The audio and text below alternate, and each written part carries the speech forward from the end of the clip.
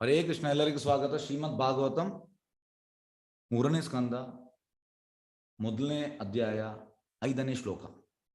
ಸೂತ ಉವಾಚ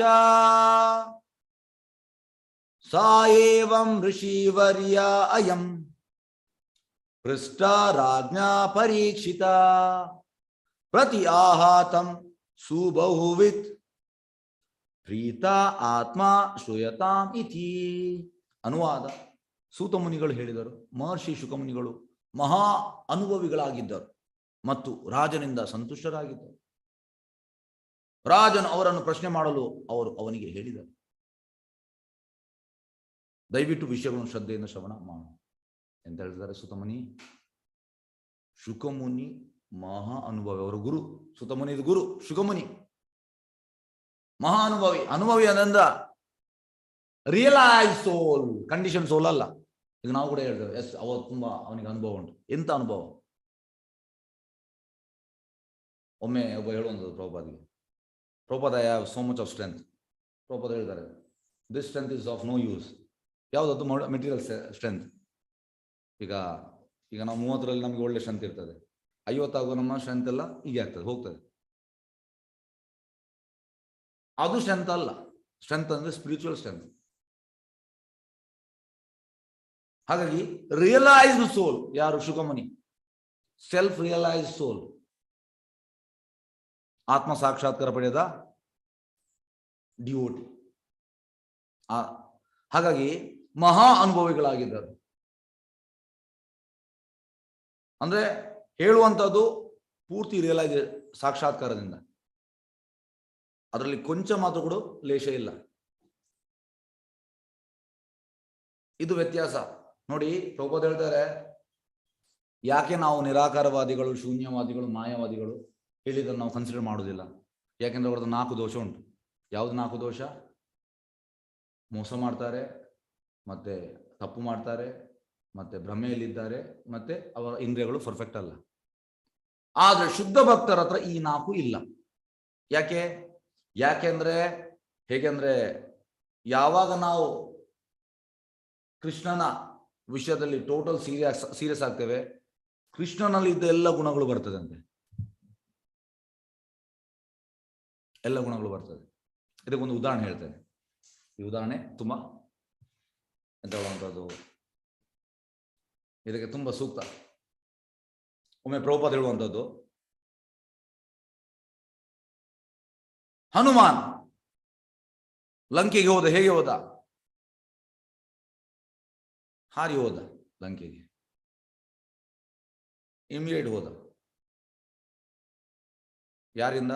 ರಾಮ ಅಷ್ಟು ಶಕ್ತಿ ಕೊಟ್ಟಿದ್ದಾನೆ ಹನುಮಾನಿಗೆ. ಅದೇ ರಾಮ ಹೇಗೆ ಹೋದ?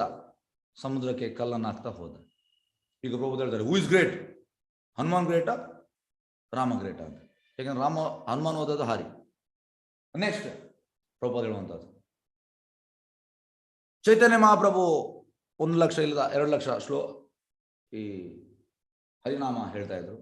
ಆದ್ರೆ ಹರಿದಾಸ್ ಠಾಕೂರ್ 3 ಲಕ್ಷ ಹೇಳ್ತಾ ಇದ್ರು, ನಾಮಗಳನ್ನು ಜಪ ಮಾಡ್ತಾ ಇದ್ರು. ಹಾಗಾಗಿ ಪ್ರಭುಪಾದ ಹೇಳ್ತಾರೆ, who is great? Haridas Thakur ಗ್ರೇಟಾ, ಚೈತನ್ಯ ಮಹಾಪ್ರಭು? ಚೈತನ್ಯ ಕೃಷ್ಣ, ಹರಿದಾಸ್ ಠಾಕೂರ್ ಬ್ರಹ್ಮ, ಯಾರು ಗ್ರೇಟ್? ಮತ್ತೆ ಪ್ರಭುಪಾದ ಹೇಳ್ತಾರೆ, ಚೈತನ್ಯ ಮಹಾಪ್ರಭು ಭಾರತದ ಎಲ್ಲ ಕಡೆ ಪ್ರಚಾರ ಮಾಡಿದ್ರು. ಭಾರತ ಎಲ್ಲ ಕಡೆ ಪೃಥ್ವಿತೆ ಆಚೆ ನಗರಾಧಿಗ್ರಾಮ್ ಸರ್ವತ ಪ್ರಚಾರೋ ಎಲ್ಲ ಮೋರನಾಮ್. ಅಂದ್ರೆ ಭಾರತದ ಎಲ್ಲ ಕಡೆ ಅವರು ಮಧ್ಯಲೀಲೆಯಲ್ಲಿ ಎಲ್ಲ ಕಡೆ ಅವರು ಪ್ರಚಾರ ಮಾಡಿದ್ರು ಹರಿನಾಮ ಸಂಕೀರ್ತನ. ಆದ್ರೆ ನಾನು ಪಾಶ್ಚಾತ್ಯ ದೇಶದಲ್ಲಿ ಮಾಡಿದ್ದೇನೆ ಎಲ್ಲ ಕಡೆ. ಆಗ ಪ್ರಭುಪಾದ ಮತ್ತೆ ನಗಾಡ್ತಾರೆ. ಪ್ರಭುಪಾದ ಹೇಳ್ತಾರೆ, ಕೃಷ್ಣ ಎಂಪವರ್ಸ್ ಡಿವೋಟಿ. ಕೃಷ್ಣ ಅಂತ ಈ ಎಂಪವರ್ಸ್ ಡಿವೋಟಿ, ಶಕ್ತಿ ಕೊಡುವಂಥದ್ದು ಭಕ್ತರಿಗೆ ತನಗಿಂತ ಜಾಸ್ತಿ ಕೊಡ್ತಾನೆ. ಇದಕ್ಕೆ ಇನ್ನೊಂದು ಉದಾಹರಣೆ ಹೇಳ್ತಾನೆ. ನಿಮ್ಗೆಲ್ಲರಿಗೂ ಗೊತ್ತುಂಟು, ಭಕ್ತಿ ರಸದ ಸಿಂಧು, ನೆಕ್ಟರ್ ಆಫ್ ಡಿವೋಷನ್, ರೂಪ ಗೋಸ್ವಾಮಿ ಬರ್ದದ್ದು. ಚೈತನ್ಯ ಮಹಾಪ್ರಭು ಅವರಿಗೆ ಕೃಷ್ಣ ತತ್ವ ಬಗ್ಗೆ ಹೇಳ್ತಾರೆ ಪ್ರಯಾಗಲ್ಲಿ. ಹಾಗೆ ರೂಪ ಗೋಸ್ವಾಮಿ ಈ ಭಕ್ತಿ ರಸದ ಸಿಂಧು ಅನ್ನೋ ಪುಸ್ತಕವನ್ನು ತರ್ತಾರೆ ಇಲ್ಲಿಗೆ, ಜಗನ್ನಾಥಪುರಿಗೆ. ಚೈತನ್ಯ ಮಹಾಪ್ರಭು ಜಗನ್ನಾಥಪುರಲ್ಲಿ ಇರ್ತಾರೆ. ಯಾರೊಟ್ಟಿಗೆ? ರಮಾನಂದರಾಯ, ಹರಿದಾಸ್ ಠಾಕೂರ್ ಇವರೆಲ್ಲ ಇರ್ತಾರೆ. ರೂಪ ಗೋಸ್ವಾಮಿ ಆ ಪುಸ್ತಕವನ್ನು ಕೊಡ್ತಾರೆ. ಚಂದ್ರಬಾಬು ನೋಡ್ತಾರೆ ಪುಸ್ತಕ ನೋಡಿ, ತುಂಬಾ ಖುಷಿ ಆಗ್ತದೆ. ಅವ್ರು ಹೇಳ್ತಾರೆ, ನೀನು ರಸಾಚಾರ್ಯ ಅಂತ ಹೆಸರು ಇಡ್ತಾರೆ ರೂಪ ಗೋಸ್ವಾಮಿ. ಯಾಕೆಂದ್ರೆ ತುಂಬಾ ಎಂತ ಹೇಳುವಂಥದ್ದು, ಯಾರು ಎಂಪವರ್ ಯಾರು ಮಾಡಿದ್ರು ರೂಪ ಗೋಸ್ವಾಮಿಯನ್ನು? ಚೈತನ್ಯ ಮಹಾಪ್ರಭು. ಹಾಗಾಗಿ ಭಕ್ತರಿಗೆ ಭಗವಂತ ತುಂಬಾ ಶಕ್ತಿಯನ್ನು ಕೊಡ್ತಾನೆ. ಯಾರಿಗೆ? ಶುದ್ಧ ಭಕ್ತರಿಗೆ. ಅವನಿಗಿಂತ ಜಾಸ್ತಿ ನಾರದ ಮುನಿ. ಪ್ರಭುಪಾದ ಹೇಳ್ತಾರೆ, ನಾರದ ಮುನಿಗೆ ಯಾವ ಭಾಗಕ್ಕೂ ಕೂಡ ಹೋಗ್ಬೋದಂತೆ ಪ್ರೀಚಿಂಗ್ ಮಾಡ್ಲಿಕ್ಕೆ. ಲೈಸೆನ್ಸ್ ಉಂಟು ಅವರಿಗೆ, ಪಾಸ್ಪೋರ್ಟ್ ಕೂಡ ಉಂಟು, ಎಲ್ಲ ಉಂಟು, ಯಾವ ಭಾಗಕ್ಕೆ ಕೂಡ. ಅದು ನಮ್ಮ ಖಾಲಿ ವರ್ಲ್ಡ್ ಅಲ್ಲ, ಅಖಿಲಾಂಡ ಕೋಟಿ ಬ್ರಹ್ಮಾಂಡ ಯಾವ ಕಡೆ ಕೂಡ ಹೋಗ್ಬೋದು ಅವರಿಗೆ, ಅವರ ಬಿಸ್ನೆಸ್ ಪ್ರೀಚ್ ಮಾಡುವಂಥದ್ದು. ಪ್ರಭುಪಾದ ಹೇಳ್ತಾರೆ, who has given Krishna has empowered Narada Muni. ಹಾಗಾಗಿ ಇಲ್ಲಿ ನಾವು ತಿಳಿಯುವಂತ ವಿಷಯ ಅಂತ ಅಂದ್ರೆ, ಸೂತ ಮುನಿ ತನ್ನ ಗುರು ಶುಕಮುನಿಗೆ ಹೇಳುವಂತದ್ದು ಎಂತ ಮಹಾ ಅನುಭವಿ ಅಂದ್ರೆ ಯಾವ ವಿಷಯದಲ್ಲಿ? ಕೃಷ್ಣ ತತ್ವದಲ್ಲಿ. ರಿಯಲೈಸ್ಡ್ ಸೋಲ್, ಸಾಕ್ಷಾತ್ಕಾರ ಪಡೆದ ವ್ಯಕ್ತಿ.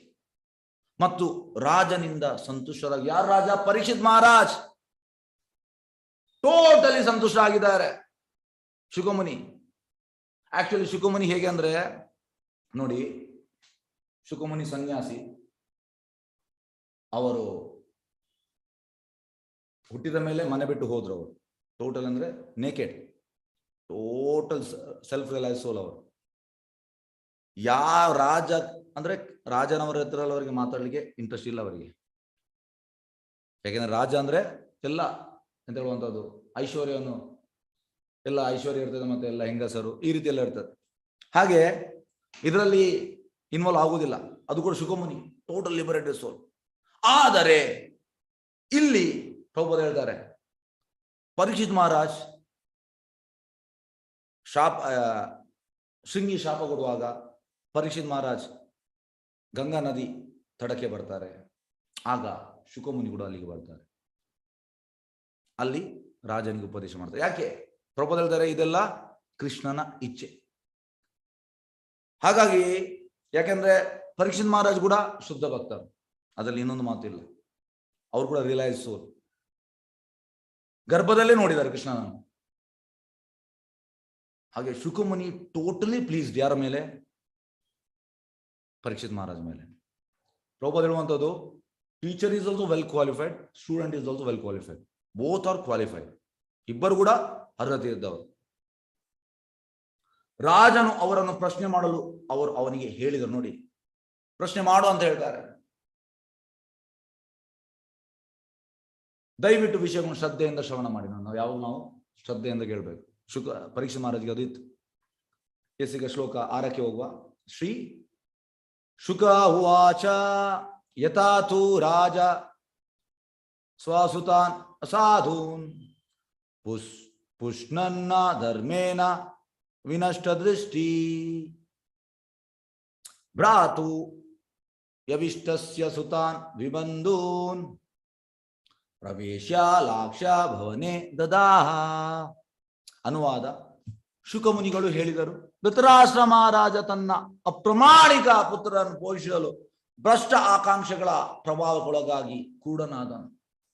ಆದ್ದರಿಂದಲೇ ಅವನು ತಂದೆ ಇಲ್ಲದ ತನ್ನ ಸೋದರ ಪುತ್ರರಾದ ಪಾಂಡವರನ್ನು ಸುಟ್ಟು ಬಿಡಲು ಅವರಿದ್ದ ಅರಗಿನ ಮನೆಗೆ ಬೆಂಕಿ ಇಟ್ಟನು. ಇದು ತುಂಬಾ ಇಂಪಾರ್ಟೆಂಟ್ ಈ ಸೆಂಟೆನ್ಸ್. ಯಾಕೆ ಇಂಪಾರ್ಟೆಂಟ್? ಯಾಕೆಂದ್ರೆ ನಾವು ಕಲಿಯುಗದಲ್ಲಿ ಮಕ್ಕಳನ್ನು ಬೆಳೆಸುವಂಥದ್ದು ಈ ರೀತಿ ಧೃತರಾಷ್ಟ್ರನಾಗಿ. ನಮಗೆ ಗೊತ್ತಿಲ್ಲ ಬೆಳೆಸಲಿಕ್ಕೆ. ಚಾಣಕ್ಯ ಪಂಡಿತ್ ಹೇಳ್ತಾರೆ, ಮೊದಲ 5 ವರ್ಷ ಮುದ್ದು ಮಾಡ್ಬೇಕಂತ ಮಕ್ಕಳನ್ನು. ಆದ್ರೆ ನಾವು ಮುದ್ದೆ ಮಾಡುವಂಥದ್ದು. ಮುದ್ದು ಮಾಡಿ ಎಂತ ಆಗ್ತದೆ? ಹೆಗಲಲ್ಲಿ ಕೂತ್ಕೊಂಡು ಮತ್ತೆ ಮಲ ಮಾಡ್ತಾರೆ, ಮೂತ್ರ ಮಾಡ್ತಾರೆ ಮಕ್ಕಳು. ಕೇಳುವುದಿಲ್ಲ. ಈಗ ಯಾರ್ದು ಮಕ್ಕಳು ಕೂಡ 20-22 ಆದ್ಮೇಲೆ ಕೇಳುವುದಿಲ್ಲ. ತುಳುವಲ್ಲಿ ಒಂದುಂಟು ಪೋಯ ಅಂದ್ರೆ ಹೋಗು, ತಂದೆ ತಾಯರನ್ನು. ಯಾಕೆಂದ್ರೆ ನಮಗೆ ಬೆಳೆಸಲಿಕ್ಕೆ ಗೊತ್ತಿಲ್ಲ. ಸೇಮ್ ಧೃತರಾಷ್ಟ್ರ, ಅಪ್ರಮಾಣಿಕ ಪುತ್ರರು ನೋಡಿ.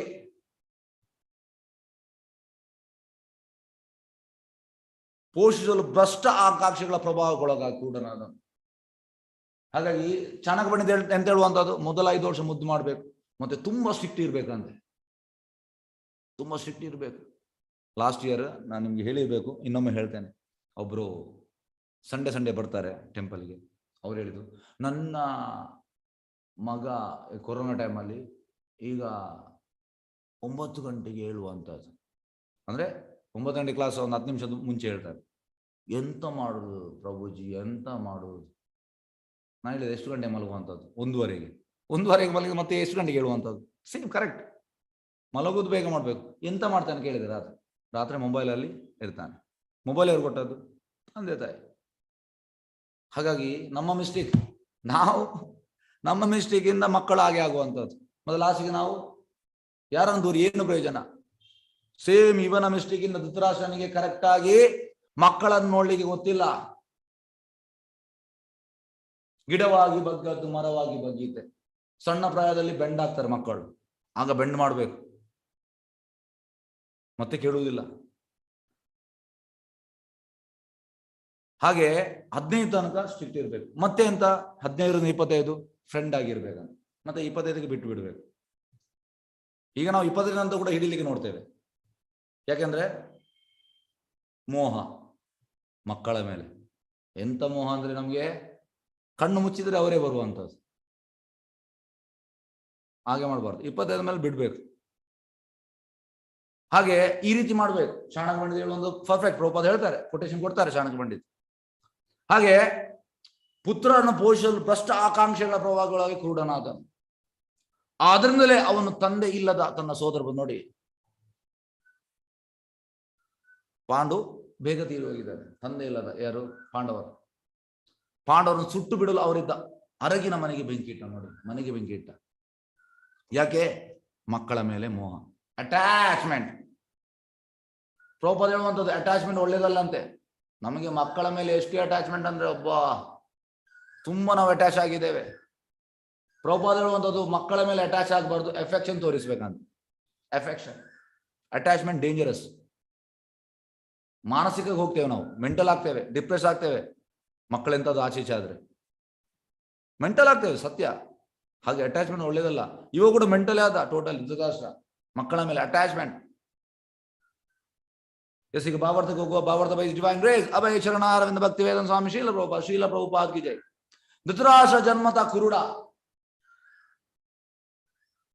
ಆದರೆ ತನ್ನ ಅಪ್ರಾಮಾಣಿಕ ಪುತ್ರನ್ನು ಬೆಂಬಲಿಸಲು ಅವನು ನಡೆಸಿದ ದುಷ್ಟ ಕೆಲಸಗಳ ಅಂಧತ್ವವು ಅವನ ಶಾರೀರಿಕ ಅಂಧತ್ವಕ್ಕಿಂತ ಹೆಚ್ಚಾಗಿದೆ. ನೋಡಿ, ಈಗ ಹೇಗೋ ಅವ ಶಾರೀರಿಕ ಅಂಧತ್ವ ಉಂಟು, ಆದ್ರೆ ಅವನಿಗೆ ಆಧ್ಯಾತ್ಮಿಕ ವಿಷಯದಲ್ಲಿ ಕೂಡ ಅಂಧತ್ವ. Both material and spiritual blind. ಹಾಗಾಗಿ ಪ್ರಭುಪಾದ ಹೇಳುವಂಥದ್ದು, ಕಲಿಯುಗ ಅಂದ್ರೆ ಜನರಿಗೆ ಕಣ್ಣುಂಟು, ಕಣ್ಣಿದ್ದು ಇಲ್ಲದಾಗೆ. ಈಗ ಇದಕ್ಕೆ ಫೇಮಸ್ ಒಂದು ಜಗಾಯ್ ಮತ ನಿಮಗೆ ಗೊತ್ತಿರ್ಬೋದು. ಜಗದಾನಂದ ಪಂಡಿತ್ ಮತ್ತೆ ಮಾಧವಾನಂದ ಪಂಡಿತ್ ಇಬ್ಬರು ಕೂಡ ಆಕ್ಚುಲಿ ಬ್ರಾಹ್ಮಣ, ಆದ್ರೆ ಅವರು ಕೆಟ್ಟ ಅಭ್ಯಾಸಕ್ಕೆಲ್ಲ ಅಂದ್ರೆ ಒಳಗಾಗಿ ಅವರು ಬೆಂಗಾಲದಲ್ಲಿ ತುಂಬಾ ಒಂದು ದುಷ್ಟ ವ್ಯಕ್ತಿ ಅಂತ ಅವ್ರು ಕನ್ಸಿಡರ್ ಆಗಿದ್ರು. ಹಾಗೆ ಚೇತನ್ ಮಹಾಪ್ರಭು ಹೇಳುವಂಥದ್ದು, ನೀನು ಪ್ರೀಚ್ ಮಾಡು ಅಂತ ಬೆಂಗಾಲದಲ್ಲಿ ನಿತ್ಯಾನಂದ ಪ್ರಭು ಪ್ರೀಚ್ ಮಾಡ್ತಾರೆ.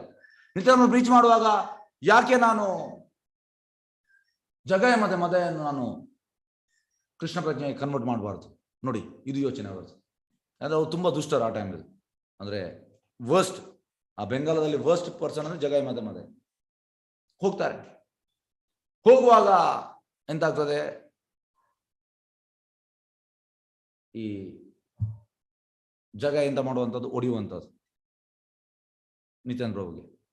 ಆಗ ರಕ್ತ ಬರ್ತದೆ. ಮತ್ತೆ ಚೇತನ ಅಲ್ಲಿಗೆ ಬರ್ತಾರೆ. ಬಂದು ಅವರು ಸುದರ್ಶನ ತೆಗಿಲಿಕ್ಕೆ ಹೋಗ್ತಾರೆ. ಆಗ ನಿತ್ಯಾನಂದ ಪ್ರಭು ಹೇಳ್ತಾರೆ, ಮಹಾಪ್ರಭು ಸುದರ್ಶನ ತೆಗಿಬೇಡಿ, ಯಾವ ತರದಲ್ಲಿ ನೀವು ತೆಗಿಲಿಕ್ಕಿಲ್ಲ, ಕೊಲ್ಲಿಕ್ಕಿಲ್ಲ ನೀವು. ಆಗ ನಿತ್ಯಾನಂದ ಪ್ರಭು ಹೇಳುವಂತ ಒಂದು ಇದು ಇಂಪಾರ್ಟೆಂಟ್ ಸೆಂಟೆನ್ಸ್, ಕಲಿಯುಗದಲ್ಲಿ ಜನರು ಆಲ್ರೆಡಿ ಸತ್ತಿದ್ದಾರೆ. ಪ್ರಭುಪಾದ ಕೂಡ ಹೇಳ್ತಾರೆ. ಯಾಕೆ?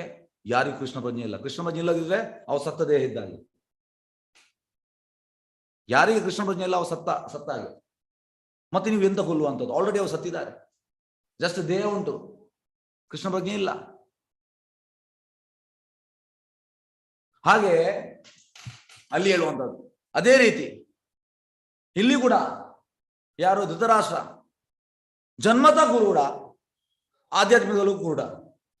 ಅಲ್ಲಿ ಪ್ರಭುಪಾದ ಹೇಳ್ತಾರೆ, ಈ ಕಲಿಯುಗದಲ್ಲಿ ಆಲ್ಮೋಸ್ಟ್ ಎಲ್ಲರೂ ಕುರುಡರು, ಯಾಕಂದ್ರೆ ಅವ್ರಿಗೆ ಆಧ್ಯಾತ್ಮಿಕ ಇಲ್ಲ. ಸೇಮ್ ಧೃತರಾಷ್ಟ್ರನಾಗಿ ಆಧ್ಯಾತ್ಮಿಕ ಒಬ್ಬರು ಹೇಗಂದ್ರೆ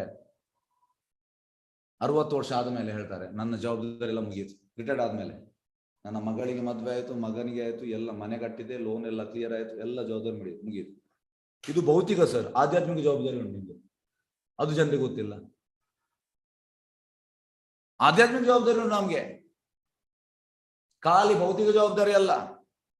ಹೇಗೆ ಅಂದ್ರೆ ಶಾಸ್ತ್ರದಲ್ಲಿ ಹೇಗೆ ಉಂಟಂದ್ರೆ, ಮಕ್ಕಳನ್ನ ನಾವು ಹುಟ್ಟಿಸ್ತೇವೆ, ಮಕ್ಕಳು ಕೃಷ್ಣ ಪ್ರಜ್ಞೆ ತಗೊಳ್ಳದಿದ್ದರೆ ಅವ್ರು ಮಾಡುವಂತ ಕೆಟ್ಟದ್ದು 50% ನಿಮಗೆ ಬರ್ತದೆ. ಹಾಗಾಗಿ ನಾವು ಖಾಲಿ ನನ್ನ ಜವಾಬ್ದಾರಿ ಮುಗಿದು, ಎಂತ ಜವಾಬ್ದಾರಿ ಮುಗಿದು, ಅದು ಭೌತಿಕ, ಎಸ್ ಅದು ಕೂಡ ಮಾಡ್ಬೇಕು. ಆದ್ರೆ ಆಧ್ಯಾತ್ಮಿಕ ಜವಾಬ್ದಾರಿ ಉಂಟಲ್ಲ, ಅದನ್ನು ಕೂಡ ನಾವು ಮಾಡ್ಬೇಕು. ಹಾಗಾಗಿ ನಾವು ಧೃತರಾಷ್ಟ್ರನಾಗೆ ಆಗ್ಬಾರ್ದು, ಕುರುಡರಾಗಬಾರ್ದು. ದೈಹಿಕವಾದ ದೃಷ್ಟಿಹೀನತೆ ಆಧ್ಯಾತ್ಮಿಕ ಪ್ರಗತಿಗೆ ತಡೆಯಾಗುವುದಿಲ್ಲ. ನೋಡಿ, ದೈಹಿಕವಾದ ದೃಷ್ಟಿ, ಇದಕ್ಕೆ ಎಕ್ಸಾಂಪಲ್ ಯಾರು? ಬಿಲ್ಲಮಂಗಲ್ ಠಾಕೂರ್. ಬಿಲ್ಲಮಂಗಲ್ ಠಾಕೂರ್ 2 ಕಣ್ಣನ್ನು ತೆಗಿತಾರೆ. ಚಂದ್ರಮೋಹನ್ ಹೇಳ್ತಾರೆ, ಬಿಲ್ಲಮಂಗಲ್ ಠಾಕೂರ್ಸ್ ಪ್ರೇಯರ್ಸ್ ಆರ್ ವೆರಿ ಅಡ್ವಾನ್ಸ್ಡ್. ತುಂಬಾ ಅಂದ್ರೆ ಅದು ರಾಗಾನುಗ ಭಕ್ತರಿಗೆ ಮಾತ್ರ ಅರ್ಥ ಆಗುವಂಥದ್ದು, ತುಂಬಾ ಅಡ್ವಾನ್ಸ್ಡ್. ಕೃಷ್ಣ ವೃಂದಾವನದಲ್ಲಿ ಕೃಷ್ಣ ಪರ್ಸನಲಿ ಬರ್ತಾ ಇದ್ರಂತೆ ಅವರಿಗೆ ಅವರ ಭಜನೆ ಕೇಳಲಿಕ್ಕೆ, ಅವರನ್ನು ತಿನ್ನಿಸ್ಲಿಕ್ಕೆ. ಹಾಗಾಗಿ ದೈಹಿಕವಾದ ದೃಷ್ಟಿಹೀನತೆ ಮೈನ್ ಅಲ್ಲ, ಆಧ್ಯಾತ್ಮಿಕ ಪ್ರಗತಿಗೆ ತಡೆಯಾಗುವುದಿಲ್ಲ. ಆದರೆ ಯಾರಾದರೂ ಆಧ್ಯಾತ್ಮಿಕವಾಗಿ ಅಂಧರಾಗಿದ್ದಲ್ಲಿ, ನೋಡಿ ನಾವೀಗ ಕಣ್ಣುಂಟು, ಆದ್ರೆ ಆಧ್ಯಾತ್ಮಿಕ ಎಂತ ಉಂಟು? ಏನಿಲ್ಲ, ಝೀರೋ. ಅಂಧರಾಗಿದ್ದೇವೆ. ಅವರು ದೈಹಿಕವಾಗಿ ಸಮರ್ಥರಾಗಿದ್ದರು. ಆ ಆಧ್ಯಾತ್ಮಿಕ ಅಂಧತ್ವ ಮಾನವ ಜೀವನ ಮಾರ್ಗದಲ್ಲಿ ಪ್ರಗತಿಗೆ ಅತ್ಯಂತ ಅಪಾಯಕಾರಿ. ಹೇಳುವಂಥದ್ದು ಕಲಿಯುಗದಲ್ಲಿ ಇದು ಅತ್ಯಂತ ಅಪಾಯಕಾರಿ. ಯಾಕೆ? ಆಧ್ಯಾತ್ಮಿಕವಾಗಿ ಅಂಧಕಾರದಲ್ಲಿದ್ದಾರೆ. ದೈಹಿಕವಾಗಿ ಅವರಿಗೆ ಕಾಣ್ತದೆ, ಆದ್ರೆ ಈ ದೈಹಿಕ ಕಾಣುವಂಥದ್ದು ಯೂಸ್ಲೆಸ್. ಹೇಗಂದ್ರೆ ನೋಡಿ, ನಾವೀಗ ಚರ್ಮ ಚಕ್ಷುವಲ್ಲಿ ಇರುವಂಥದ್ದು 3 ಚಕ್ಷು ಉಂಟು: ಚರ್ಮ ಚಕ್ಷು, ದಿವ್ಯ ಚಕ್ಷು, ಪ್ರೇಮ ಚಕ್ಷು. ಈಗ 11ನೇ ಅಧ್ಯಾಯದಲ್ಲಿ ಅರ್ಜುನನಿಗೆ ಭಗವಂತ ದಿವ್ಯ ಚಕ್ಷು ಕೊಡುವಂಥದ್ದು. ಯಾಕೆ? ವಿಶ್ವರೂಪ ನೋಡ್ಲಿಕ್ಕೆ. ವಿಶ್ವರೂಪ ಮೆಟೀರಿಯಲ್, ಅದು ಆಧ್ಯಾತ್ಮಿಕ ಅಲ್ಲ, ಭೌತಿಕ. ಹಾಗಾಗಿ ಪ್ರೇಮ ಚಕ್ಷು ಹೈಯೆಸ್ಟ್. ಪ್ರೇಮ ಚಕ್ಷುವಿಂದ ಅವ ಕೆಳಗೆ ಬರುವಂಥದ್ದು ದಿವ್ಯ ಚಕ್ಷುಗೆ. ನಾವು ಇರುವಂಥದ್ದು ಚರ್ಮ ಚಕ್ಷುವಲ್ಲಿ. ಹಾಗಾಗಿ ಈ ಆಧ್ಯಾತ್ಮಿಕವಾಗಿ ಅಂಧಕಾರ. ಈಗ ನಮಗೆ ಕಣ್ಣುಂಟು, ಅದು ಆಧ್ಯಾತ್ಮಿಕ ವಿಷನ್ ಎಂತ ಉಂಟು? ನಮ್ಗೆ ಏನಿಲ್ಲ, ಏನಿಲ್ಲ, ಆಧ್ಯಾತ್ಮಿಕ ವಿಷನ್ ಇಲ್ಲ. ಹಾಗೆ ಪ್ರಭುಪಾದ ಹೇಳುವಂಥದ್ದು ಇದು ತುಂಬಾ ಅಪಾಯಕಾರಿ ಕಲಿಯುಗದಲ್ಲಿ. ಡೇಂಜರ್ಸ್ ಅಂದ್ರೆ ಆಧ್ಯಾತ್ಮಿಕ ವಿಷನ್ ಇಲ್ಲ. ಆಹಾರ ನಿದ್ರೆ ಭಯಮೈಥುನ ಪಶುಭಿ ಸಮಾನ. ಪ್ರಾಣಿಗಳು ಕೂಡ ಮಾಡ್ತದೆ, ನಾವು ಕೂಡ ಅದನ್ನು ಮಾಡಿದ್ರೆ ನಮಗೆ ಪ್ರಾಣಿಗಳ ಎಂತ ವ್ಯತ್ಯಾಸ? ಏನು ವ್ಯತ್ಯಾಸ ಇಲ್ಲ. ಹಾಗಾಗಿ ನಮಗೆ ಆಧ್ಯಾತ್ಮಿಕ ವಿಷನ್ ಬೇಕು. ಪ್ರಭುಪಾದ ಹೇಳ್ತಾರೆ, ಯಾವಾಗ ಬರ್ತದೆ ಅದು? ಕೃಷ್ಣನ ಸೇವೆಯಿಂದ ಬರ್ತದೆ ಆಧ್ಯಾತ್ಮಿಕ ವಿಷನ್. ಶ್ಲೋಕ 7ಕ್ಕೆ ಹೋಗುವ. ಹರೇ ಕೃಷ್ಣ.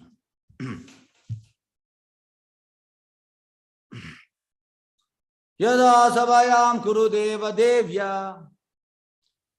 ಕೇಶಾಭಿಮರ್ಶಂ ಸುತಕರ್ಮ ಗರ್ಹ್ಯಂ ನಾವರಾಯಾಂ ಆಸನೃಪ ಸ್ನುಷಾಯ ಸ್ವಾಶ್ರೇರ್ ಅಹರಂತ್ಯ ಕುಚ ಕುಂಕುಮಾಣಿ. ಅನುವಾದ: ಯುಧಿಷ್ಠಿರನು ಧರ್ಮಶ್ರದ್ಧೆಯುಳ್ಳ ಮಹಾರಾಜ. ಅವನ ಪತ್ನಿ ದ್ರೌಪದಿಯ ಕಣ್ಣೀರು ಅವಳ ಕುಚದ ಮೇಲಿನ ಕುಂಕುಮವನ್ನು ಅಳಸಿ ಹಾಕುವಂತೆ ಹರಿಯಿತು. ಆದರೂ ಅವಳ ಕೇಶ ಹಿಡಿದು ಎಳೆಯುವ ಹೇಯ ಕೃತ್ಯದಿಂದ ತನ್ನ ಪುತ್ರ ಧೃತರಾಷ್ಟ್ರ ಮಹಾರಾಜ ತಡೆಯಲಿಲ್ಲ. ನೋಡಿ, ಯುಧಿಷ್ಠಿರನಂತ ಜನ ಇನ್ನೊಂದು ಸಿಗ್ಲಿಕ್ಕಿಲ್ಲ. ಧರ್ಮ ಶ್ರದ್ಧೆ ಉಳ್ಳವ ಮಹಾರಾಜ. ಧರ್ಮ ನಾವು ಎಂಥದ್ದು ಕಲಿಬೇಕಿದ್ರೆ ಯುಧಿಷ್ಠಿರ ಮಹಾರಾಜನ ಕಲಿಬೇಕು. ಆದರೆ ಎಂತ ಮಾಡಿದ ಇವ ದುಶ್ಯಾಸನ? ದ್ರೌಪದಿಯ ಸೀರೆಯನ್ನು ಎಳೆದ, ನಿಮ್ಗೆಲ್ಲರಿಗೂ ಗೊತ್ತುಂಟು. ಅದರಿಂದ ಎಂತಾಯ್ತು? ಆಗ ಅವಳ ಕಣ್ಣೀರು ಅವಳ ಕುಚದ ಮೇಲಿನ ಕುಚದ ಮೇಲೆ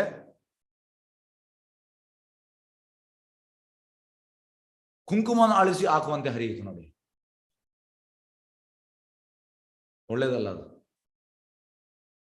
ಯಾಕೆಂದ್ರೆ ದ್ರೌಪದಿ ಕೂಡ ಮಾಮೂಲಿ ಅಲ್ಲ, she is a pure devotee. ಹಾಗಾಗಿ ಅವಳ ಕೇಶ ಹಿಡಿದು ತಲೆ ಹಿಡಿದು ಹೇಯ ಕೃತ್ಯದಿಂದ ತನ್ನ ಪುತ್ರ ದುಶ್ಯಾಸನ ತಡೆಯಲಿಲ್ಲ.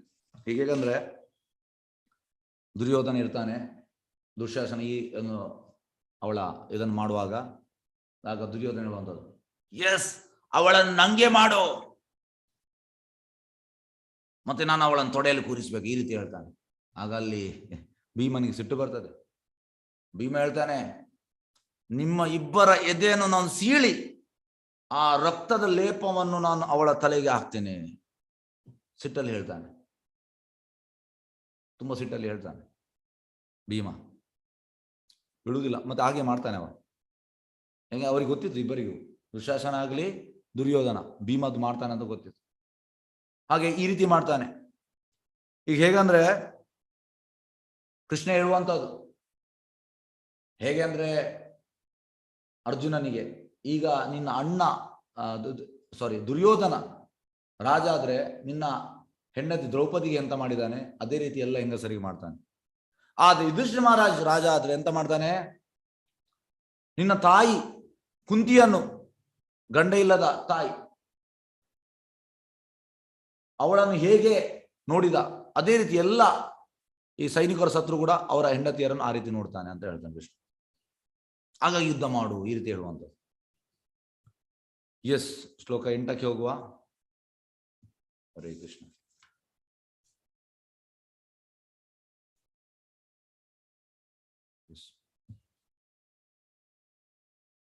ದ್ಯೂತೇತು ಅಧರ್ಮೇನ ಜಿತಸ್ಯ ಸಾಧೋ ಸತ್ಯಾವಲಂಬಸ್ಯ ವನಂ ಗತಸ್ಯ ನಾಯಾಚದ ಅದಾತ್ ಸಮಯೇನ ದಾಯಾಂ ತಮಾಜುಷಾನ ಯತ್ ಅಜಾತ ಶತ್ರು.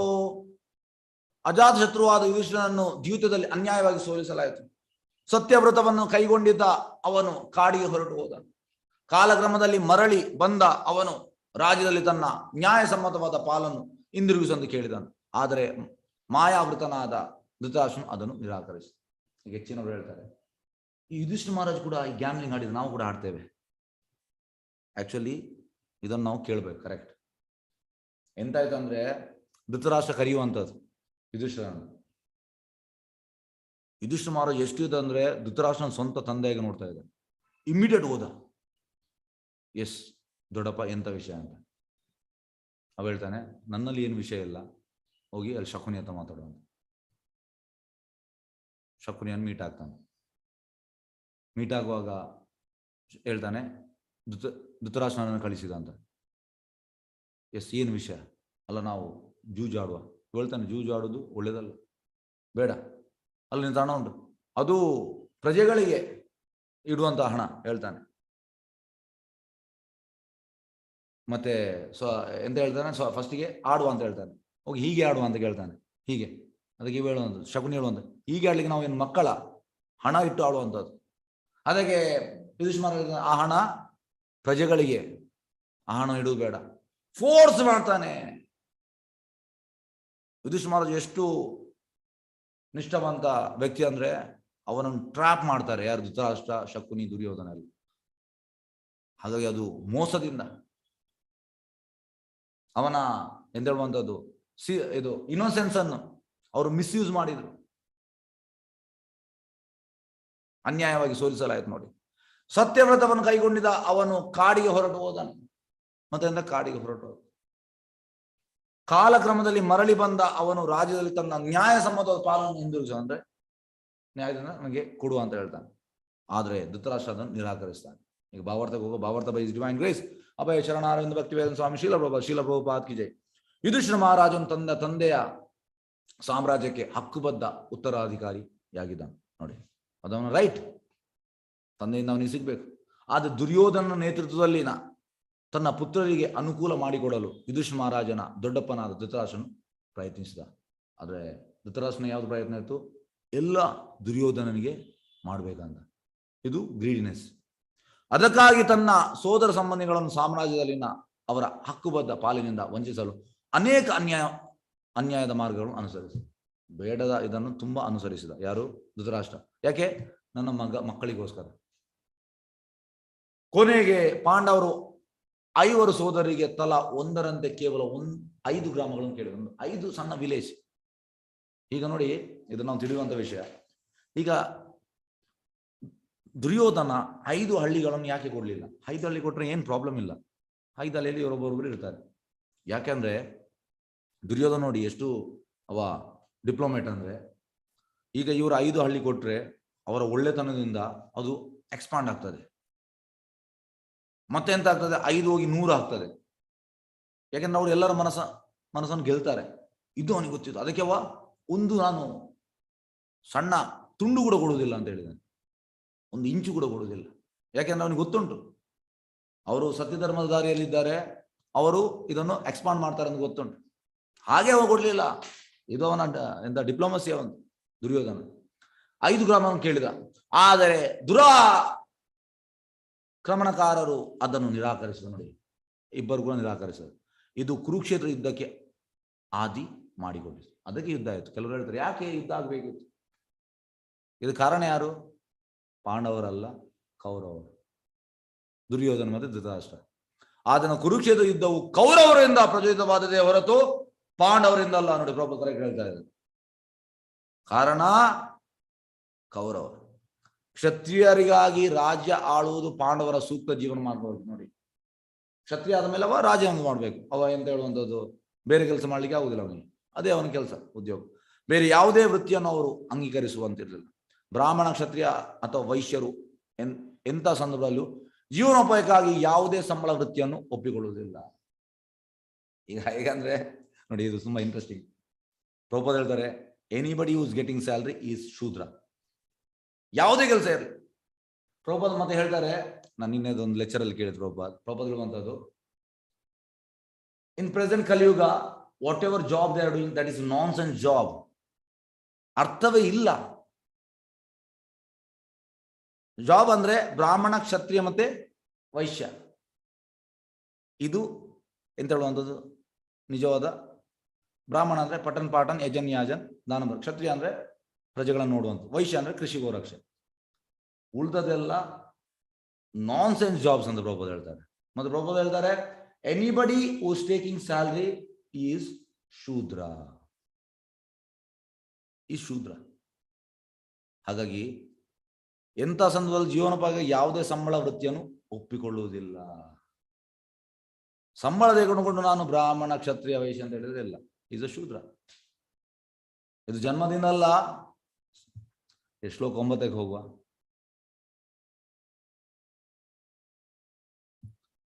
ಹರೇ ಕೃಷ್ಣ. ಯದಾ ಚ ಭಾರತ ಪ್ರಹಿತ ಸಭಾಯಾಂ ಜಗದ್ಗುರು ಯಾನಿ ಜಗತ್ ಕೃಷ್ಣ ನಾತಾನಿ ಪುಂಸಾಂ ಅಮೃತ ಅಯನಾನಿ ರಾಜ ಉರುಮೇನೆ ಕ್ಷತ ಪುಣ್ಯಲೇಶ. ಅರ್ಜುನನು ಭಗವಾನ್ ಶ್ರೀಕೃಷ್ಣನನ್ನು ಇಡೀ ವಿಶ್ವದ ಗುರುವಾಗಿ ಸಭೆ ಕಳಿಸಿದ. ಯಾರನ್ನು ಕಳಿಸಿದ? ಅರ್ಜುನ ಕೃಷ್ಣನನ್ನು ಕಳಿಸಿದ. ಅವನ ಮಾತುಗಳನ್ನು ಕೆಲವರು ಭೀಷ್ಮ ಅಂತವರು ಶುದ್ಧ ಅಮೃತೋಪಾದಿಯಲ್ಲಿ ಶ್ರವಣ ಮಾಡಿದರು. ಆದರೆ ಲೇಷ ಮಾತ್ರವು ಹಿಂದಿನ ಪುಣ್ಯ ಫಲವಿಲ್ಲದವರಿಗೆ ಅವನ ಮಾತುಗಳು ರುಚಿಸಲಿಲ್ಲ. ಮಹಾರಾಜನ ಧೃತರಾಷ್ಟ್ರ ಅಥವಾ ದುರ್ಯೋಧನ ಭಗವಾನ್ ಶ್ರೀಕೃಷ್ಣ ಮಾತುಗಳನ್ನು ಗಂಭೀರವಾಗಿ ಪರಿಗಣಿಸಿದರು. ಹೇಗಂದ್ರೆ, ಕೃಷ್ಣನ ಅಲ್ಲಿಗೆ ಬರಬೇಕಿದ್ರೆ, ಕೃಷ್ಣ ಪ್ರಜ್ಞೆಯನ್ನು ಸ್ವೀಕರಿಸಬೇಕಿದ್ರೆ ನಾವು ತುಂಬಾ ಪುಣ್ಯ ಮಾಡಿರ್ಬೇಕು. ನಮ್ಮ ಪ್ರೀವಿಯಸ್ ಲೈಫಲ್ಲಿ, ಈ ಲೈಫಲ್ಲಿ ನಾವು ತುಂಬಾ ಪುಣ್ಯ ಮಾಡಿರ್ಬೇಕು. ನಮ್ಮ ಪಾಪಗಳೆಲ್ಲ ಹೋಗಿರ್ಬೇಕು. ಇಲ್ಲದ್ರೆ ಬರ್ಲಿಕ್ಕೆ ಆಗುದಿಲ್ಲ. ಪ್ರಭುಪಾದ ಹೇಳಿದ Krishna conscious is like A diamond. ಈಗ ಎಷ್ಟೋ ಜನ ಇದ್ದಾರೆ, ಅವ್ರು ಬರುವುದಿಲ್ಲ. ಯಾಕೆಂದ್ರೆ ಒಂದು ಪುಣ್ಯ ಮಾಡ್ಲಿಲ್ಲವ. ಶುಕಮುನಿ ಹೇಳುವಂಥದ್ದು ಭಾಗವತಮಲ್ಲಿ ಮೊದಲ ಸ್ಕಂದದಲ್ಲಿ, ಕೃತಪುಂಗ ಪುಣ್ಯ gopis they have done so much of punya. ಆದ ಕಾರಣ ಅವರು ಕೃಷ್ಣ ಒಟ್ಟಿಗಿದ್ದಾರೆ.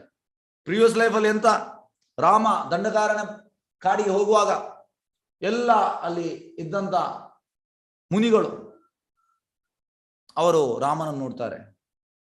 ನೋಡಿ ಅವರಿಗೆ ಇಚ್ಛೆ ಬರ್ತದೆ, ಅಂದ್ರೆ ರಾಮನ ಪತ್ನಿ ಆಗುವ. ಆದ್ರೆ ಆ ಲೈಫಲ್ಲಿ ಅವ ಒಂದೇ ಪತ್ನಿ, ಅವನಿಗೆ ಏಕಪತ್ನಿ. ಆಗ ಈಗ ನೋಡ್ತಾನೆ ರಾಮ, ನೆಕ್ಸ್ಟ್ ಲೈಫ್ ನಾನು ಕೃಷ್ಣಾಗಿ ಬರ್ತೇನೆ, ಆಗ ನೀವೆಲ್ಲ ಗೋಪಿಗೆ. ಮಾಮೂಲಿ ಅಲ್ಲ, ತುಂಬಾ ಪುಣ್ಯ ಮಾಡಿದ್ದಾರೆ. ಹೇಗೆ ಅಂದ್ರೆ ದಶಮ ಸ್ಕಂದದಲ್ಲಿ ಸುತಪ ಮತ್ತೆ ಪ್ರಶ್ನಿ 10,000 ವರ್ಷ ತಪಸ್ಸು ಮಾಡ್ತಾರೆ. 10,000 ವರ್ಷ ತಪಸ್ಸು ಮಾಡಿದ ಮೇಲೆ ಕೃಷ್ಣ ಬರ್ತಾನೆ ಅಲ್ಲಿಗೆ. ಕೃಷ್ಣ ಕೇಳ್ತಾನೆ ಎಂತ ಬೇಕಂತ. ಅದಕ್ಕೆ ಅವ್ರು ಹೇಳುವಂಥದ್ದು, ನೀನು ನಮ್ಮ ಮಗು ಆಗ್ಬೇಕು. ಅದಕ್ಕೆ ಕೃಷ್ಣ ಹೇಳುವಂಥದ್ದು, ನೆಕ್ಸ್ಟ್ ಲೈಫಲ್ಲಿ ನೀವು ಅದಿತಿ ಮತ್ತೆ ಕಶ್ಯಪ, ಅದ್ರ ನೆಕ್ಸ್ಟ್ ಲೈಫ್ ನೀವು ವಸುದೇವ ಮತ್ತು ದೇವಿಗೆ, ಆಗ ನಾನು ಹುಡ್ತೇನೆ. ಸುಲಭದ ಕೆಲಸ ಅಲ್ಲ, ತುಂಬಾ ಪುಣ್ಯ ಮಾಡಿರ್ಬೇಕು ನಾವು. ನಮಗೆ ಈಗ ನೋಡುವಾಗ ಆಗ್ತದೆ, ಎಸ್ ನನಗೆ ಕೂಡ ಗೋಪಿ ಆಗ್ಬೇಕು, ಎಂತ ಗೋಪಿ ಆಗುವಂಥದ್ದು. ಎಷ್ಟು ಪುಣ್ಯ ಮಾಡಿ ನಮಗೆ ಊಹಿಸ್ಲಿಕ್ಕೆ ಸಾಧ್ಯ ಇಲ್ಲ. ಈಗ ನಾವು ಕೂಡ ಕೃಷ್ಣ ಪ್ರಜ್ಞೆ ಬಂದಿದ್ದೇವೆ, ನಾವು ಕೂಡ ತುಂಬಾ ಪುಣ್ಯ ಮಾಡಿದ್ದೇವೆ. ಯಾರು ಪುಣ್ಯ ಮಾಡಲಿಲ್ಲ ಅವರಿಗೆ ಆಕರ್ಷಣೆ ಆಗುವುದಿಲ್ಲ. ಹೇಗೆ ಅಂದ್ರೆ ದುರ್ಯೋಧನ ಮತ್ತೆ ಧೃತರಾಷ್ಟ್ರ, ಅವರು ಕೃಷ್ಣನ ಮಾತನ್ನು ಗಂಭೀರವಾಗಿ ಪರಿಗಣಿಸಲಿಲ್ಲ. ಆದ್ರೆ ತುಂಬಾ ಮಂದಿ ಇದ್ದಾರೆ ಕಲಿಯುಗದಲ್ಲಿ, ಕೃಷ್ಣನ ಈ ಮಾತನ್ನು ಹೇಳಿದ್ರೆ ಅವರು ಕೇಳುವುದೇ ಇಲ್ಲ. ಅವ್ರು ಹೇಳ್ತಾರೆ ನಿಮ್ಗೆ ಹುಚ್ಚು ಅಂತ ಹೇಳ್ತಾರೆ. ಆ ಇಸ್ಕಾನ್ ಅವನಿಗೆ ಹುಚ್ಚು, ಅವ್ರ ಕ್ಲಾಸ್ ಅವನಿಗೆ ಹುಚ್ಚು, ನಿಮ್ಗೆ ಕೂಡ ಹುಚ್ಚು. ಯಾಕಂದ್ರೆ ಅವ್ರು ಪುಣ್ಯ ಮಾಡಲಿಲ್ಲ. ನೆಕ್ಸ್ಟ್ ಲೈಫ್ ವಾಪಸ್ ಹುಟ್ಟಬೇಕು. ಎಂಥದ್ದು ಕೂಡ ಆಗ್ಬೋದು, ಪ್ರಾಣಿ ಕೂಡ ಆಗ್ಬೋದು, ಎಂತ ಕೂಡ ಆಗ್ಬೋದು. ಹಾಗಾಗಿ ಪುಣ್ಯ ಮಾಡದವರಿಗೆ ಸಿಗುವುದಿಲ್ಲ ಕೃಷ್ಣ. ಕೃಷ್ಣನ ಮಾತು ಕೂಡ ಅರ್ಥವಾಗುವುದಿಲ್ಲ. ಇದು ನಾವು ತಿಳಿಬೇಕು. ಹಾಗೆ ಅರ್ಜುನನು ಭಗವಾನ್ ಶ್ರೀಕೃಷ್ಣನು ಇಡೀ ವಿಶ್ವದ ಗುರುವಾಗಿ ಸಭೆ ಕಳಿಸಿದ, ಟ್ರೈ ಮಾಡಿದ. ಭೀಷ್ಮನಿಗೆ ಎಕ್ಸ್ಟ್ರೆಸ್ಸಿಗೆ ಬಂದು, ಅಂದ್ರೆ ಅವನ ಕೃಷ್ಣನ ಮಾತು ಕೇಳಿ ಅವ ಅಮೃತ ಸವಿದಾಗೆ ಆಯ್ತು ಅವನಿಗೆ. ಯಾಕೆಂದ್ರೆ ಭೀಷ್ಮ ಪ್ಯೂರ್ ಡ್ಯೂಟಿ, ಮಹಾಜನ ಗತಸ್ಥ ಪಂಥ. ನಾವು ಮಹಾಜನ ನಡೆದ ದಾರಿಯಲ್ಲಿ ನಡಿಬೇಕಂತೆ. ಹಾಗೆ ಭೀಷ್ಮ ಮಹಾಜನ, ಅವನಿಗೆ ನೋಡಿ ಎಕ್ಸ್ಟ್ರೆಸ್ ಬಂತು. ಆದ್ರೆ ಇವರಿಗೆ ಏನಾಗ್ಲಿಲ್ಲ. ಪ್ರಭುಪಾದ ಹೇಳುವಂತ ಬಂಡೆಕಲ್ಲು, ನೀವು ಬಂಡೆಕಲ್ಲಿಗೆ ನೀರು ಹಾಕಿ ಪ್ರಯೋಜನ ಇಲ್ಲ, ಅದು ಏನು ಪ್ರಯೋಜನ ಇಲ್ಲ. ಹಾಗೆ ತಮೋಗುಣ ಮತ್ತು ರಜೋಗುಣದವ ಕೃಷ್ಣನ ಬಗ್ಗೆ ಹೇಳಿದ ಅವನಿಗೆ ಅರ್ಥವಾಗುವುದಿಲ್ಲ.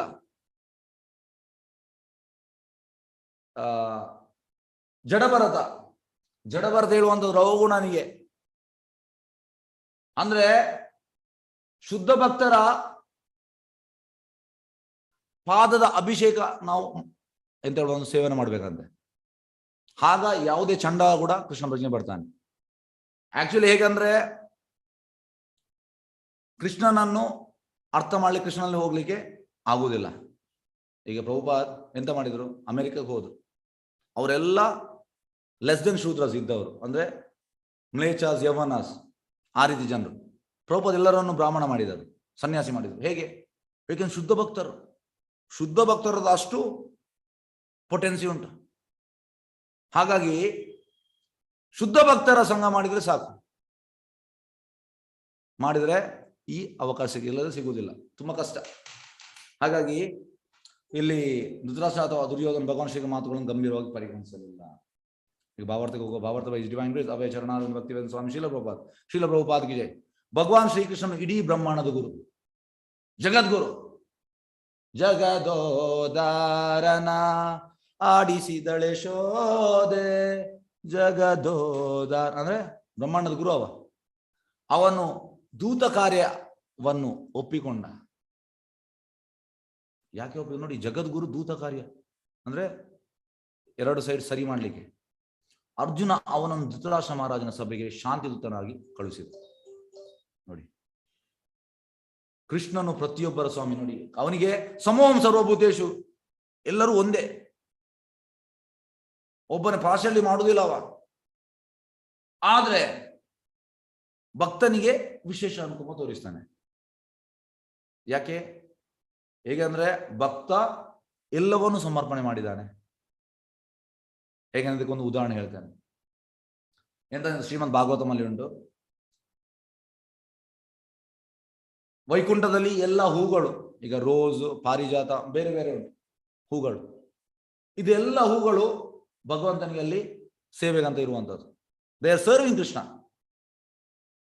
ಆಗ ಸಡನ್ ತುಳಸಿ ಬರ್ತಾಳೆ, ತುಳಸಿ ಮಹಾರಾಣಿ ಬರುವಾಗ ಇವರೆಲ್ಲ ದಾರಿ ಕೊಡ್ತಾರೆ. ಈಗ ನೋಡ್ಲಿಕ್ಕೆ ತುಳಸಿ ಅಷ್ಟು ಚಂದ ಅಲ್ಲ, ಉಳ್ದ ಫ್ಲವರ್ಸ್, ಉಳ್ದ ಹೂಗಳು ಅಂತಂದ್ರೆ ತುಂಬಾ ಪರಿಮಳ ಕೂಡ, ಆದ್ರೆ ಇವಳು ಅಷ್ಟು ಇಲ್ಲ. ಆದ್ರೆ ಇವಳಿಗೆ ಫಸ್ಟ್ ಪ್ರಿಫರೆನ್ಸ್ ಕೊಡ್ತಾರೆ. ಯಾಕೆಂದ್ರೆ ಅವಳು ಎಲ್ಲವನ್ನು ಸಮರ್ಪಣೆ ಮಾಡಿದ್ದಾಳೆ ಕೃಷ್ಣನಿಗೆ. ಅದೇ ರೀತಿ ಭಕ್ತ ಕೂಡ ಹಾಗೆ. ಭಗವಂತ ಎಲ್ಲರ ಮೇಲೆ ಈಕ್ವಲ್ ಇರ್ತಾನೆ, ಆದ್ರೆ ಭಕ್ತ ಎಲ್ಲವನ್ನು ಸಮರ್ಪಣೆ ಮಾಡಿದ ಕಾರಣ ಅವನಿಗೆ ವಿಶೇಷ ಅನುಗಮ ತೋರ್ತಾನೆ. ಇದನ್ನು ನಾವು ತಿಳಿಬೇಕು. ಹಾಗೆ ಕೃಷ್ಣನು ಪ್ರತಿಯೊಬ್ಬರ ಸ್ವಾಮಿಯು, ಆದರೂ ಅವನು ಅರ್ಜುನನ ದಿವ್ಯ ಸಖ ನಾದುರದಿಂದ ಸಾಮಾನ್ಯ ಸ್ನೇಹಿತಂತೆ ಸಂತೋಷನ ದೂತನ ಪಾತ್ರವನ್ನು ಒಪ್ಪಿಕೊಂಡ. ದೂತನ ಪಾತ್ರ ಒಪ್ಪಿಕೊಂಡ. ಯಾಕೆ? ದಿವ್ಯ ಸಖ, ಟ್ರಾನ್ಸೆಂಡೆಂಟಲ್ ಫ್ರೆಂಡ್ ಅವ, ಅದಕ್ಕೆ ಒಪ್ಪಿದ. ಅದೇ ತನ್ನ ಪರಿಶುದ್ಧ ಭಕ್ತರೊಡನೆ ಭಗವಂತ ನಡೆಯುವ ಸೊಬಗು. ಎಂತಂದ್ರೆ ಭಕ್ತರಿಗೋಸ್ಕರ ಟೋಟಲಿ ಕೃಷ್ಣ ಎಂತಂದ್ರೆ ಮೆಲ್ಟ್ ಆಗ್ತಾನೆ. ಭಕ್ತರು ಹೇಳಿದಾಗ ಕುಣಿಲಿಕ್ಕೆ ರೆಡಿ ಕೃಷ್ಣ, ರೆಡಿ. ಅವನು ಸಭೆಗೆ ಹೋಗಿ ಶಾಂತಿಯ ಮಾತುಗಳನ್ನು ಆಡಿದ. ನೋಡಿ, ಶಾಂತಿಯ ಮಾತು ಆಡಿದ. ಆದ್ರೆ ಇವರು ಕೇಳಿದ್ರ ಇಬ್ಬರು ಅಂತ ಬಂಡೆಗಲ್ಲಿಗೆ ನೀರು ಹಾಕಿದಾಗೆ, ಪ್ರಯೋಜನ ಇಲ್ಲ. ಈ ಮಾತುಗಳು ಭೀಷ್ಮ ಮತ್ತು ಇತರ ಗಣ್ಯ ನಾಯಕರಿಗೆ ರುಚಿಸಿತು. ನೋಡಿ, ಭೀಷ್ಮ ಮತ್ತು ಬೇರೆಯವರಿಗೆ ರುಚಿ ಆಯಿತು, ಆದ್ರೆ ಇವರಿಗೆ ರುಚಿ ಆಗ್ಲಿಲ್ಲ. ಏಕೆಂದ್ರೆ ಭಗವಂತನೇ ಸ್ವತಃ ಈ ಮಾತುಗಳನ್ನು ಆಡಿದ. ಆದರೆ ತಮ್ಮ ಇಂದಿನ ಕಾರ್ಯಗಳ ಪುಣ್ಯಫಲ ಸಂಚಯವು ನಿಶೇಷವಾಗಿರುವುದರಿಂದ ದುರ್ಯೋಧನಾಗಲಿ ಅಥವಾ ಅವನ ತಂದೆ ಧೃತರಾಷ್ಟ್ರನಾಗಲಿ ಸಂದೇಶ ಗಂಭೀರವಾಗಿ ಯಾಕಂದ್ರೆ ಅವರು ಅಷ್ಟು ಪುಣ್ಯ ಮಾಡಲಿಲ್ಲ. ಕೃಷ್ಣನ ಮಾತು ಕೇಳಬೇಕು, ನಾವು ಪುಣ್ಯ ಮಾಡಬೇಕು, ಅರ್ಥ ಆಗುವುದಿಲ್ಲ ಅವರಿಗೆ, ಅಂದ್ರೆ ಅದನ್ನು ಅವರು ಕನ್ಸಿಡರ್ ಮಾಡುವುದಿಲ್ಲ. ಅದು ಪುಣ್ಯಕರ್ಮ ವಿಹೀನರ ರೀತಿ. ಪೂರ್ವ ಪುಣ್ಯ ಕರ್ಮಗಳಿಂದ ಯಾರೊಬ್ಬರು ಒಂದು ದೇಶದ ದೊರೆಯಾಗಬಹುದು. ನೋಡಿ, ಈಗ ಪ್ರಧಾನಮಂತ್ರಿ ಲಾಸ್ಟ್ ಲೈಫಲ್ಲಿ ಪುಣ್ಯ ಮಾಡಿದ್ದಾರೆ, ನೆಕ್ಸ್ಟ್ ಲೈಫ್ ಎಂತ? ಪ್ರಭುಪಾದ ಇದು ತುಂಬಾ ಇಂಟ್ರೆಸ್ಟಿಂಗ್. 1970 ಪ್ರಭುಪಾದ್ ಇಂಗ್ಲೆಂಡ್ ಅಲ್ಲಿ ಇರ್ತಾರೆ. ಆಗ ಪ್ರಭುಪಾದ್ ಹೇಳುವಂಥದ್ದು, last life one person was prime minister, now is a dog in your country. ಅಂದ್ರೆ ಲಾಸ್ಟ್ ಲೈಫಲ್ಲಿ ಒಬ್ಬ ಪ್ರೈಮ್ ಮಿನಿಸ್ಟರ್ ಆಗಿದ್ದ, ಈಗ ಇಂಗ್ಲೆಂಡ್ ಅಲ್ಲಿ ನಾಯಿ ಆಗಿದ್ದಾನೆ. ಪ್ರಭುಪಾದಿಗೆ ಕಾಣ್ತದೆ ಅದು. ಹೇಗೆಂದ್ರೆ ಆತ್ಮ ನೋಡುವಂಥದ್ದು. ಹೇಗೆಂದ್ರೆ ಗೋವಿಂದ ದೇವಿದಾಸಿ, ಯಮುನಾ ದೇವಿದಾಸಿ, ಮಾಲತಿ ದೇವಿದಾಸಿ ಅವರು ಹೇಳ್ತಿದ್ರು, when Prabhupad was seeing there was no discrimination boy and girl, ಇರ್ಲಿಲ್ಲ ಅಂತೆ. You was seeing soul. ಹಾಗೆ ಅವ್ರಿಗೆ ಗೊತ್ತಾಗ್ತದೆ. ಅವ್ರು ಹೇಳಿದ್ರು ಪ್ರಭುಪಾದ್, ನೋಡಿ, ಶುದ್ಧ ಭಕ್ತರಿಗೆ ಎಲ್ಲ ಜ್ಯೋತಿಷ್ ಎಲ್ಲ ಗೊತ್ತಿರ್ತದೆ, ಎಂತ ಆಗ್ತದೆ, ಇವೆಂತ ನೆಕ್ಸ್ಟ್ ಎಂತ ಮಾಡ್ತಾರೆ ಎಲ್ಲ ಗೊತ್ತಿರ್ತದೆ. ಆದ್ರೆ ಅವರು ಅದನ್ನು ರಿವೀಲ್ ಮಾಡುವುದಿಲ್ಲ. ಯಾಕಂದ್ರೆ ಅವ್ರು ಟೋಟಲ್ ಕೃಷ್ಣನ ಇದರಲ್ಲಿ ಲೀನರಾಗಿದ್ದಾರೆ. ಹಾಗೆ ಪ್ರಭುಪಾದ್ ಹೇಳ್ತಾರೆ ಅಲ್ಲಿ, last life he was A prime minister, now is A dog in your country, in England. ಒಂದು ದೇಶ ದೊರೆ ಆಗಬಹುದು, ಪುಣ್ಯ ಮಾಡಿದ್ರೆ ದೊರೆ ಆಗ. ನೆಕ್ಸ್ಟ್ ಲೈಫ್ ಅಲ್ಲಿ ನೆಕ್ಸ್ಟ್ ಲೈಫ್ ಎಂತ, ಅದು ನಮಗೆ ಇಂಪಾರ್ಟೆಂಟ್, ಈ ಲೈಫ್ ಮಾತ್ರ ಅಲ್ಲ. ಆದ್ರೆ ದುರ್ಯೋಧನ ಮತ್ತು ಸಂಗಡಿಗರ ಪುಣ್ಯಕರ್ಮಗಳ ಫಲವು ಕ್ಷಯಿಸುತ್ತಿರುವುದರಿಂದ ಅವರು ತಮ್ಮ ಸಾಮ್ರಾಜ್ಯ ಕಳೆದುಕೊಳ್ಳುವುದು ಅವರ ಕೃತ್ಯಗಳಿಂದಲೇ ಖಚಿತವಾಯಿತು. ಅವ್ರು ಪುಣ್ಯ ಲಾಸ್ಟ್ ಲೈಫ್ ಪುಣ್ಯ ಮಾಡಿದಾಗ ಈಗ ಸಿಕ್ಕಿದೆ, ಈಗ ಕ್ಷಯಿಸಿರು, ಅವರು ಫಿನಿಶ್ ಆಗ್ತಾರೆ. ನೆಕ್ಸ್ಟ್ ಲೈಫ್ ಎಂತ? ದೇವೋತ್ತಮ ಪುರುಷನ ಸಂದೇಶವು ಸದಾಕಾಲ ಭಕ್ತರಿಗೆ ಅಮೃತ ಸಮಾನ. ಭಕ್ತರಿಗೆ ಕೃಷ್ಣನ ಯಾವಾಗಲೂ ಅಮೃತವೇ. ಕೃಷ್ಣ ಹೇಳಿದ ಅಮೃತ. ಆದ್ರೆ ಅಭಕ್ತರಿಗೆ ಇಂಟ್ರೆಸ್ಟೇ ಇಲ್ಲ ಅದರಲ್ಲಿ. ಆದ್ರೆ ಭಕ್ತರಲ್ಲವರಿಗೆ ಅದು ತದ್ವಿರುದ್ಧ. ಕಲ್ಲು ಸಕ್ಕರೆಯು ಆರೋಗ್ಯವಂತನಿಗೆ ಸದಾ ಮಧುರ, ಆದ್ರೆ ಕಾಮಾಲೆ ಪೀಡಿತರಿಗೆ ಅದು ಬಹಳ ಕೈ. ಎಸ್ ನೋಡಿ, ಕಲ್ಲು ಸಕ್ಕರೆ ಅಂತ ಯಾರಿಗೆ? ಆರೋಗ್ಯವಂತರಿಗೆ ಮಧುರ, ಆದ್ರೆ ಕಾಮಾಲೆ ಪೀಡಿತವರಿಗೆ, ಜಾಂಡೀಸ್ ಇದ್ದವರಿಗೆ ಅದು ಕೈ. ಎಸ್, ಹರೇ ಕೃಷ್ಣ. ಶ್ರೀಲ ಪ್ರಭುಪಾದ್ ಕಿ ಜೈ.